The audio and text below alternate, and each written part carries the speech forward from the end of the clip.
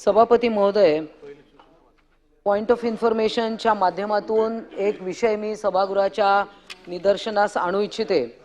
कालपासून सर्व प्रसार माध्यम आणि वर्तमानपत्रांमध्ये एक अतिशय गंभीर असा विषय, दिशा सॅलियनची जी हत्या मृत्यू झाला तर त्याच्याबद्दल तिचे वडील सतीश सॅलियन यांनी एक याचिका उच्च न्यायालयात दाखल केलेली आहे। आणि त्या पूर्वी त्यांनी असं म्हटलं होतं की त्यांच्या मुलीचा अपघाती मृत्यू झाला, परंतु आता त्यांनी स्वतः उच्च न्यायालयात धाव घेतली आहे। अनेक गंभीर बाबी आणि अनेक लोकांवर, महत्त्वाच्या व्यक्तींवर त्यांनी नाव घेतलेलं आहे। त्याच्यात काही कलाकार आहेत, काही राजकीय नेते देखील आहेत, काही पोलीस ऑफिसर आहेत। परंतु हे अशा परिस्थितीमध्ये एखाद्या महिलेचा गूढ पद्धतीने मृत्यू होणं आणि या मृत्यूची उकल न होणं ही अत्यंत गंभीर बाब आहे।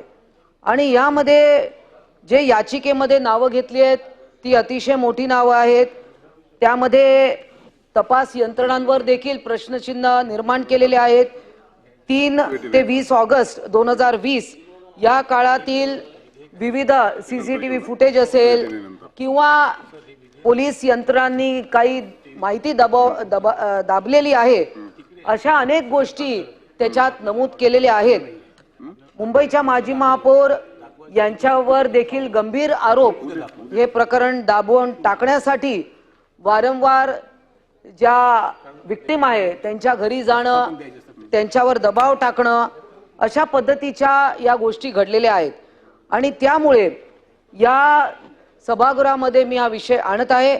एका महिलेच्या आयुष्याशी हा संबंधित निगडित आहे आणि एक होतकरू महिला जी एंटरटेनमेंट इंडस्ट्रीमध्ये स्वतःचं नाव ती प्रस्थापित करत होती, परंतु तिचा अशा पद्धतीने गूढ पद्धतीने मृत्यू होणं आणि त्या कुटुंबाला जवळपास नजर कैदेत ठेवल्यासारखं वागवणं, या फार गंभीर गोष्टी आहे।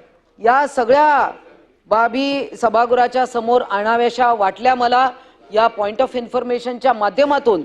आणि त्यामुळे या गंभीर विषयाकडे सभागृहाचं लक्ष मी वेधू इच्छिते, आपल्या निदर्शनास देखील मी आणू इच्छिते आणि म्हणून हा पॉइंट ऑफ इन्फॉर्मेशन मांडला आहे। अनेक पोलीस तपास देखील त्याच्यावरही त्यांचा विश्वास नाही आहे, परंतु हा विषय पुन्हा एकदा, कारण आतापर्यंत दिशा सॅलियनच्या कुटुंबातील कोणीच कोर्टात गेलं नव्हतं, पण आता स्वतः वडील सतीश सॅलियन हे कोर्टात गेलेले आहेत। उच्च न्यायालयात त्यांनी धाव घेतली आहे आणि त्यांच्या मुलीच्या मृत्यू पश्चात ते तिच्यासाठी न्याय मांडत आहे। या ठिकाणी मी हे नमूद करू इच्छिते। पॉइंट इन्फॉर्मेशनच्या माध्यमातून मांडलेली सूचना आणि वस्तुस्थिती शासनाने निवेदन करावे। माननीय विरोधी पक्षनेते, आज 289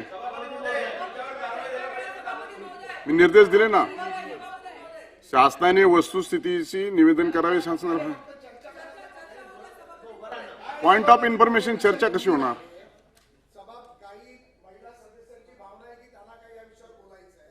गटनेत्यांना बोलायचं आहे, आपण एक 5 मिनिटं दिली तर एवढ्या गंभीर विषयावरती चर्चा करायला काय थोडक्यात बोला। सभापती महोदय, 289 पुकारली। या ठिकाणी सन्माननीय सदस्य मनीषाताई कायंदे यांनी एका अत्यंत गंभीर अत्यंत महत्त्वाचा विषय या ठिकाणी आहे। आणि दिशा सॅलियन हे प्रकरण संपूर्ण महाराष्ट्रामध्ये माहीत आहे आणि या दिशा सॅलियनच्या मृत्यू प्रकरणी नव्याने चौकशी करावी या संदर्भात हायकोर्टामध्ये याचिका तिच्या वडिलांनी या ठिकाणी टाकलेली आहे। आणि दिशावर सामूहिक बलात्कार करून हत्या केल्याचा आरोप त्या ठिकाणी तिच्या वडिलांनी केलेला आहे। आणि एनआयएची चौकशीची मागणी सुद्धा सभापती महोदय या ठिकाणी झालेली आहे। मुंबई पोलीस आणि महापौर किशोरी पेडणेकर यांनी दबाव आणल्याचा दावा तिच्या वडिलांनी त्या ठिकाणी केलेला आहे। आणि नजर कैदेत ठेवून मांडलेले पुरावे खरे आहेत असे सांगा, अशा प्रकारचा दबाव सुद्धा त्यांच्यावर त्या ठिकाणी आणला गेला। आणि त्याच्यामध्ये आदित्य ठाकरे, सूरज पंचोली, दिनी मोरिया यांच्यावर त्या ठिकाणी गंभीर आरोप सभापती महोदय केले गेलेले आहेत. आणि नितेश राणे यांच्या आरोपात तथ्य आहे. जे आतापर्यंत नितेश राणेंना त्या ठिकाणी खोटे आरोप करतायत, राजकीय करतायत, तर त्यांनी सांगितलं की त्यांच्या आरोपांमध्ये तथ्य आहे. तर आमची सभापती महोदय एवढीच या ठिकाणी मागणी आहे की हे प्रकरण त्या ठिकाणी दाबलेलं आहे, सीबीआयकडे आपण त्या ठिकाणी पाठवावं आणि याचिकामध्ये ज्या ज्या गोष्टीचा अंतर्भाव आहे त्या अनुषंगाने नव्याने याची चौकशी व्हावी, अशा प्रकारची जे आमच्या मनीषाताई कायंदे यांनी या ठिकाणी उपस्थित केले त्याची शासनाने गंभीर दखल घ्यावी अशी माझी विनंती आहे. नियम 289 अन्वये आजची जी सूचना आपल्याला काय म्हणायचं? सभापती महोदय, पॉइंट ऑफ प्रोसिजर.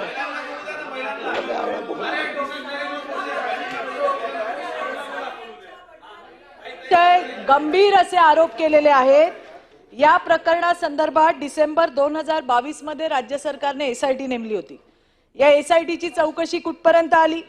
या चौकशीचा निष्कर्ष काय आहे हे लवकरात लवकर महाराष्ट्राच्या, देशाच्या आणि जगाच्या समोर आलं पाहिजे. याच्यात दूध का दूध आणि पाणी का पाणी झालं पाहिजे. खरं काय आहे ते जनतेच्या समोर यायला पाहिजे. आणि जे या मृत्यूला दोषी असतील, कोणीही असतील, कितीही तो मोठा व्यक्ती असेल, तरी त्याला त्या ठिकाणी शिक्षा झालीच पाहिजे. अशा पद्धतीची भूमिका मला या ठिकाणी मांडायची आहे. धन्यवाद सभापती महोदय. ही जी घटना घडते आणि त्यांच्या वडिलांना नजरकैदीमध्ये ठेवलं जात आहे. सभापती महोदय, ज्या पद्धतीने तिचा बलात्कार करून तिचा खून केला गेला, आज तिच्या वडिलांना सेफ वाटतंय म्हणून ते कोर्टात गेले. कोणी मोठी व्यक्ती असू दे सभापती महोदय, परंतु एका मुलीचा आणि त्या वडिलांच्या आई वडिलांना काय होत असेल ते आपण विचार करू शकतो. तर त्या संदर्भामध्ये चौकशी होऊन ज्यांनी हे घडवून आणले आणि ज्या महापौर असून त्यांच्या घरी धमकी द्यायला गेल्या होत्या त्या सगळ्यांची चौकशी करण्यात यावी अशी मागणी आम्ही या सभागृहामध्ये करत आहोत.